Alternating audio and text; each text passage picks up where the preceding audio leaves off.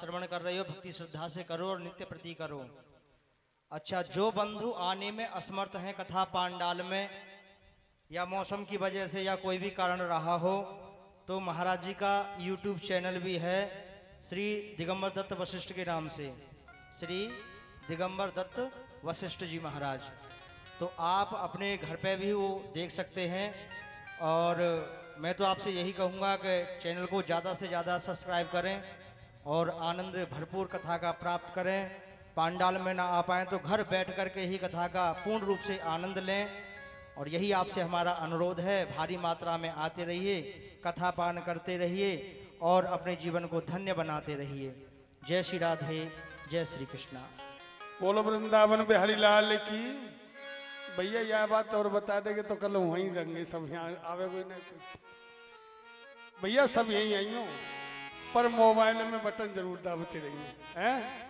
ये उनके लिए है जिनके भाई बंधु या रिश्तेदार इत्यादि जो भी हैं तो वह दूर हैं, तो उनके लिए आप बताइएगा कि आपके यहाँ जो कथा चल रही है वह YouTube पर लाइव है, तो उनके लिए यह सूचना दो तो वो बैठ करके वहीं से दर्शन कर लें। और आप सब लोग भी ज्यादा से ज्यादा जुड़ें। राधे श्याम। बोलिए गोविंद भगवान की। आ जाओ कथा की ओर मुड़ो है। देखिए, स्वयंभू मनु और रानी शतरूपा को पृथ्वी सौंप दी, तो स्वयंभू मनु और रानी शतरूपा महाराज के दो पुत्र हुए, प्रियव्रत और उत्तानपाद। प्रियव्रत और उत्तानपाद तीन कन्याएं थीं, आकुति, देवहूति और प्रसूति। तीन कन्याएं हुई। तो आकुति का विवाह रुचि के साथ हुआ और देवहूति का विवाह कर्दम ऋषि के साथ हुआ और प्रसूति का विवाह दक्ष के साथ हुआ। कर्दम ऋषि और देवहूति के घर पर कपिल भगवान का प्राकट्य हुआ। तो राजन परीक्षित ने पूछा कि गुरुदेव, ये कपिल भगवान की कथा मुझे विस्तार से सुनाए। कपिल भगवान देवहूति के और कर्दम ऋषि के यहाँ आए, ये कथा आप मुझे सुनाए।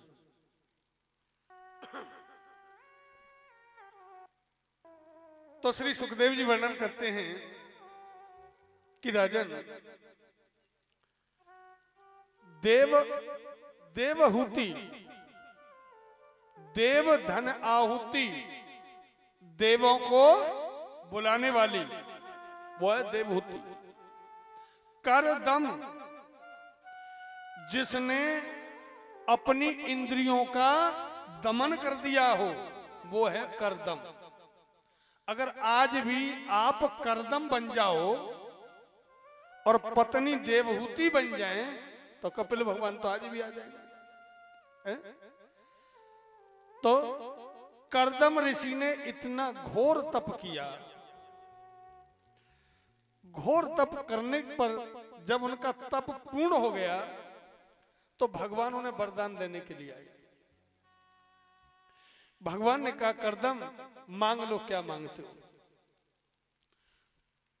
तो कर्दम ने पता है क्या मांगा। कर्दम ने कहा, अगर आप मुझे देना ही चाहते हैं तो प्रभु मेरा विवाह हो जाए। संत पूछ रहे हैं, भाई वाह, इतना घोर तपस्या करने के बाद कर्दम ऋषि ने विवाह मांगा। अरे विवाह तो एक साधारण व्यक्ति का भी हो जाता है, विवाह तो सबके हो जाती है। इतना घोर तप करने के बाद विवाह मांगा। पर संत बता रहे हैं कि उन्होंने विवाह ऐसा नहीं मांगा।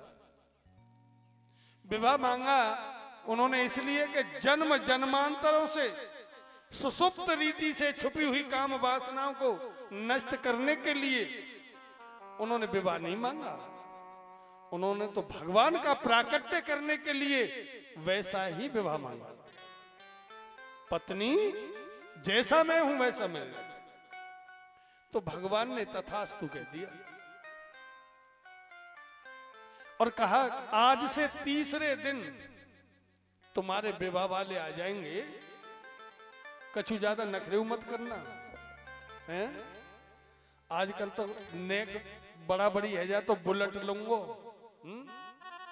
छोरी बारो चाहे अपने घर बेच दे, या 4 पहिए की गाड़ी जो बढ़िया वाली चल रही है वह लूंगो। उन्होंने कि ऐसा ड्रामा मत करना, 3 दिन बाद विवाह वाले आएंगे, विवाह कर लेना। बोले ठीक। ब्रह्मा जी ने जाकर के स्वयंभू मनु को प्रेरित किया कि देवहूति का विवाह कर्दम ऋषि के साथ। तो स्वयंभू मनु और रानी शतरूपा दोनों पति पत्नी अपनी पुत्री देवहूति को साथ लेकर के कर्दम ऋषि के आश्रम में गए। कर्दम ऋषि ने जब 3 को आया हुआ देखा तो 3 आसन बिछा दिए, बैठिए। अब स्वयंभू मनु और रानी शतरूपा तो दोनों बैठ गए, पर देवहूति नहीं बैठी। देवहूति ने सोचा कि मेरे ये होने वाले पति हैं, अगर मैं इस आसन पर बैठ जाती हूं तो मेरा पतिव्रत धर्म नष्ट हो जाएगा।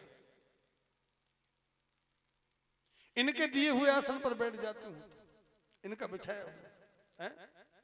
देखिए हमारी संस्कृति क्या थी और आज क्या हो गई है। अब तो पत्नी आवाज मार ले, सुनना रे कहो खाट बिछाओ मेरी नक। छोरा घंटन से रोए रो, तुम जिन कित को बोल रहे हो, बिछाओ मेरे पलकाए है। और वो देवहूति क्या कह रही है कि मेरे पति के दिए हुए आसन पर अगर मैं बैठती हूं तो पतिव्रत धर्म तो अभी नष्ट हो जाएगा। ये मेरे होने वाले पति हैं, मेरे पिता इनसे विवाह करने के लिए लाए, और अब मन में विचार आया नहीं बैठती तो भी हो जाएगा। क्यों? क्योंकि इन पति की आज्ञा का उल्लंघन हो गया।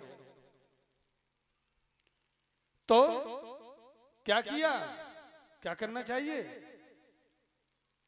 दाहिना हाथ उठाया और आसन पर रख लिया और नीचे बैठ गई।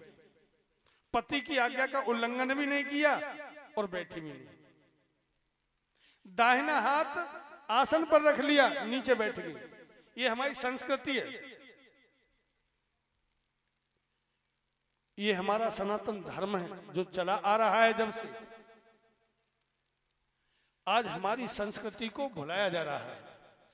मुझे एक बात याद आ रही है संस्कृति पर, क्यों कि अब पहले सुनते थे कि अमेरिका में ऐसे वस्त्र पहनते हैं कि अब यहीं देख लो अमेरिका ही हो रहा है।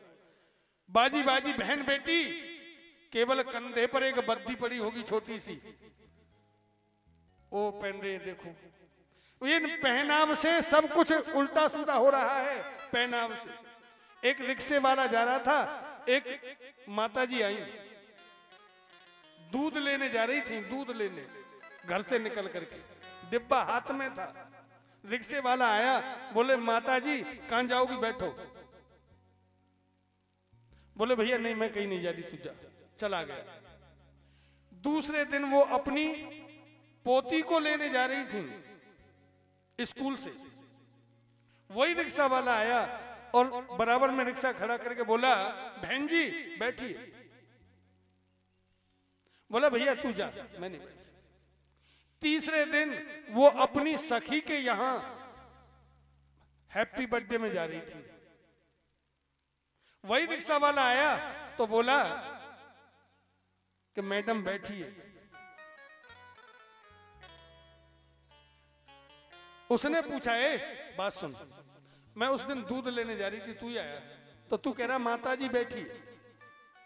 कल मैं जा रही थी बेटी को लेने तो तैने कहा कि बहन जी बैठिए, और आज तू कह रहा है मैडम बैठिए। बोले हाँ।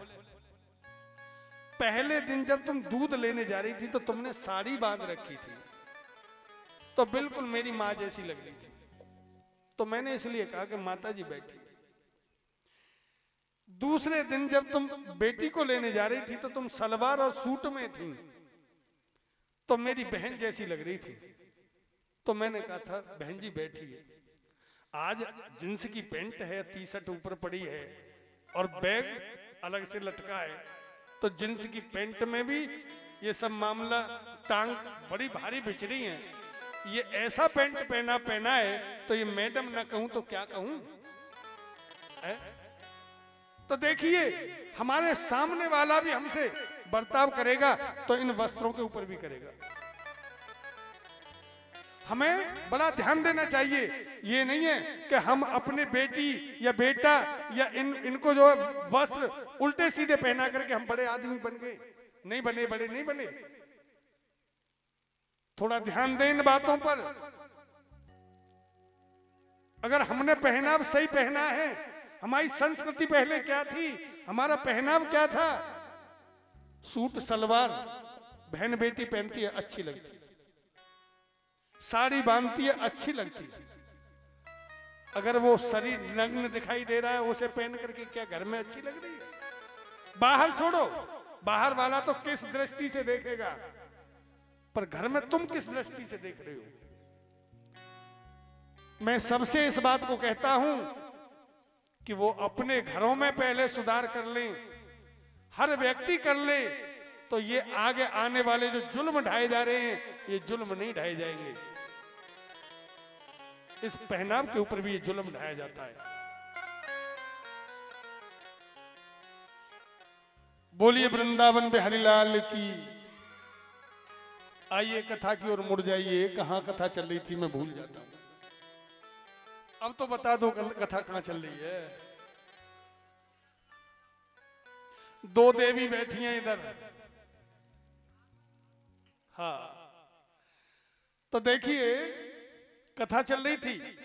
वो सोच रही है कि मैं पति के दिए हुए आसन पर बैठती हूं तो मेरा पतिव्रत धर्म नष्ट हो जाएगा, और नहीं बैठती तो भी हो जाएगा। इसलिए चलो सीधा दाहिना हाथ रख लिया और नीचे बैठ ली। कर्दम ऋषि से स्वयंभू मनु ने कहा मैं अपनी बेटी का हाथ तुम्हारे हाथ में देने के लिए आया हूं। तो कर्दम ऋषि ने कहा ठीक है, अच्छी बात है, पर मैं पहले तप करूंगा।